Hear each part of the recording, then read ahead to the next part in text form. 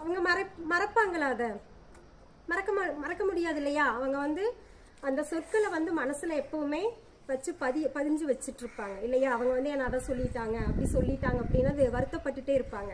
அது வந்து சொன்னவங்களுக்கு மட்டும் இல்ல, கேட்டவங்களுக்கும் வருத்தமா இருக்கும், சொன்னவங்களுக்கும் வருத்தமா இருக்கும் இல்லையா?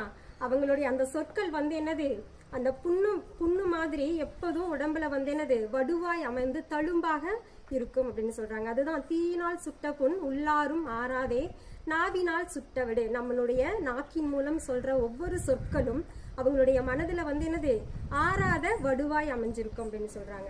அப்போ நம்ம இதுல இருந்து என்ன புரிஞ்சுக்கணும் அப்படின்னா, நம்ம சொல்ற ஒவ்வொரு சொற்களும் மற்றவங்களுக்கு வந்து என்னது மகிழ்ச்சியை மட்டுமே தரணுமே தவிர நம்மளால யாரும் மனசு புண்படும்படி நடந்துக்க கூடாது. சரியா? அதுதான். அப்ப நீங்க எல்லார்கிட்டையும் நல்ல சந்தோஷமா இருந்து இந்த நாள் இனிய நாளா அமையணும்னு சொல்லி வாழ்த்துக்கிறேன்.